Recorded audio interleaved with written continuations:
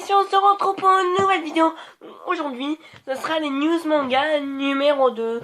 Donc aujourd'hui, cette vidéo consistera, comme d'habitude, vous me direz ce que vous en pensez de cette vidéo en commentaire, ça me ferait vraiment très plaisir. Donc voilà, aujourd'hui nous allons parler des sorties Kurokawa, donc qui est écrit en gros ici en haut. Donc au mois de mars et avril. Donc voilà, je vais vous montrer à quoi ça ressemble. Donc ouais, il y a pas mal de choses, c'est bon. Donc voilà, le poster de Drakengard, donc qui est un nouveau manga, donc je vais en parler un peu plus. Voilà. Donc on commence, donc il parle déjà de leur manga vedette, One Punch Man et oui le tome 2. Donc ça je l'ai déjà acheté, j'en parlerai dans les news manga numéro 3. Donc nous retrouvons donc le tome 4 de Arslan. Donc est-ce que je l'achèterai? Donc non, je ne l'achèterai pas. Donc vous allez me dire pourquoi.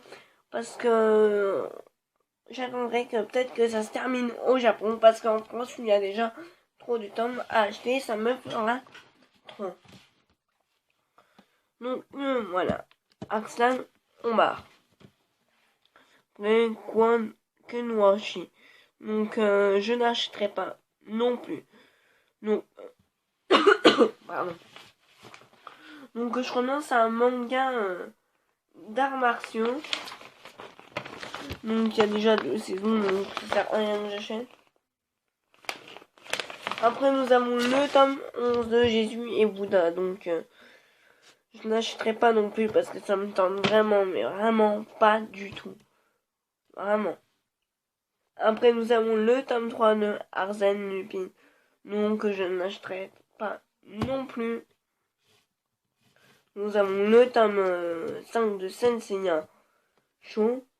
Donc non plus je n'achèterai pas parce que ça c'est plein de mangas, donc où il y a déjà trop de séries et c'est vraiment saoulant quand il y a trop de séries à acheter et en plus elles sont déjà en cours. Ça serait peut-être le tome 1, j'accepterais, mais là c'est déjà 4, 12, 11, 3, 5, 18.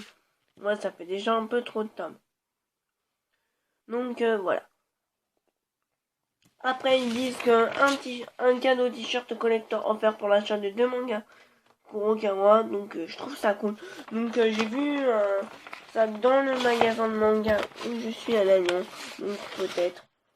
Donc le t-shirt est là. Après donc une nouvelle série qui sort pour Kurokawa, donc c'est un peu bizarre. Anus Beauté. Donc voilà. Un manga donc qui se termine en deux tomes, donc qui est écrit série complète en 2 tomes. Donc je connais pas le manga, donc je vais vous lire le résumé. Anus en beauté de Takashi Omi. Donc il existe en médecine des sujets tabous dont on n'ose pas parler. Préface de Marina Carrère d'Ancos. Mitsuki Yakushijaya. Pardon. Yaku Shiji, 16 ans, à tout près pour être heureux, sauf qu'il traîne avec lui un lourd fardeau. Il souffre d'hémorroïdes, personne n'est au courant bien sûr, jusqu'à qu'une de ses camarades de classe le démasque. Frappé du même mal que lui, Shiori Miura connaît tout de cette maladie, et elle en est bien décidée à aider Yaku Shiji à la combattre même contre son gré. Donc ouais, en fait ça raconte l'histoire d'un mec qui a des hémorroïdes et ça va le choper. Donc ils vont savoir, une fille de sa classe ou un mec, ils vont savoir qu'il a la maladie et il va essayer de la combattre, cette maladie. Donc je sais pas si je l'achèterai, peut-être que oui, peut-être que non. Donc après, là nous avons le tome 18 de Hippo et après nous avons le tome 19. Donc ils sont vraiment actifs au niveau Hippo et trucs comme ça. Donc l'auteur s'appelle George Morica. Apparemment. Donc ouais, ils sont vraiment actifs là. Il est vraiment actif. Après il y a le tome 13 de Silver Spoon. Donc qui est d'ailleurs du même auteur que Arslan et Full Metal Alchemist. Donc c'est Hiromu Araki. Donc après nous avons le tome 10 de Pure Blood Boyfriends. Donc ça m'a tout l'air d'un yaoi, mais vraiment.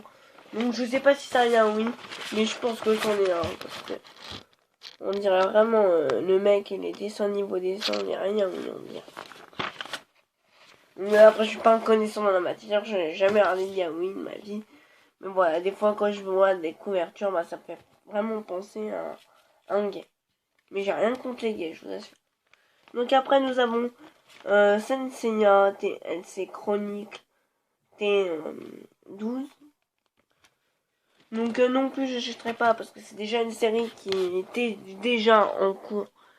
Et voilà, en plus c'est Senseiya, il y a trop de trucs à acheter, je préfère mieux regarder l'animé. Donc après nous avons encore le tome 10. Donc oui, il y a beaucoup de tome 10 de World Girl et Black Prince. Donc je n'achèterai pas non plus parce que ce manga me dit rien de 1. Et voilà. Donc après nous avons Maggie et donc The Labyrinth of Magic. Donc sinon on dirait Maggie. Donc ils sont déjà au 22e tome et je regarderai l'animé. Donc voilà. Et en plus ils sont déjà au tome 22 et il est à 2 Citrien au champ là où je vais. Ils les ont pas donc c'est mort. Donc et on va parler d'une nouveauté qui va sortir au mois le 14 avril. Et ça va être Drakengard. Donc Drakengard me fait vraiment penser. Attendez, j'arrive à... Donc ça me fait vraiment penser à Michael dans Seraph of Zen. Donc petite découverte un peu choquante pour moi dès que j'ai su. Donc la même coupe de cheveux. Un peu le même regard. C'est franchement... voilà. Et voilà. Donc je pense que l'auteur il a peut-être dû s'inspirer de Michael dans Seraph of Zen. Donc ça c'est sûr que je l'achète ce manga avec My Hero Academia. Donc là cette série elle va me faire chambouler parce que je trouve ça a l'air vraiment de la balle. Donc ça se termine en 3 tomes. Donc encore mieux. Donc maintenant je vais vous lire le résumé. La nouvelle trilogie de Dark Fantasy par les créateurs de Final Fantasy en plus. One est un beau guerrier et énigmatique capable de contrôler un dragon. Nero est un elfe frivole et Albartier de génie. Tous deux s'adonnent au massacre des individus aux yeux rouges en brûlant leur ville et en perpétuant toutes sortes d'atrocités. Quels sont l'objectif poursuivi? Donc ça nous laisse un bon mystère. Donc le poster vient du manga Drakengard. Donc franchement moi je pense que je vais vraiment... Là, la lampe s'éteint. Donc je pense vraiment que je vais l'acheter. Il m'a l'air vraiment intéressant. Donc voilà, ça sera tout pour les sorties Kurokawa du mois de mars.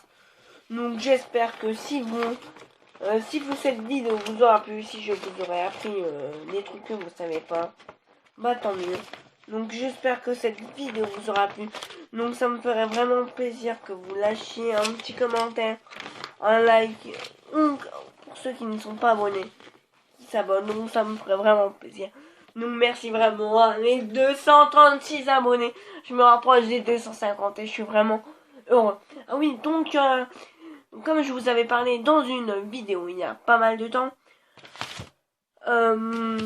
j'avais dit que j'allais faire un top 10 des youtubeurs manga junior. Donc vous pouvez continuer à voter dans les commentaires, me dire ce que vous avez pensé de cette vidéo. Donc je suis désolée si elle dure, si la vidéo a duré pas mal de temps. Donc voilà. Donc je galère un peu, mais c'est pas grave. Oula. Donc voilà. Donc n'hésitez pas à liker, à partager, à vous abonner et on se retrouve pour une prochaine vidéo. Bye bye.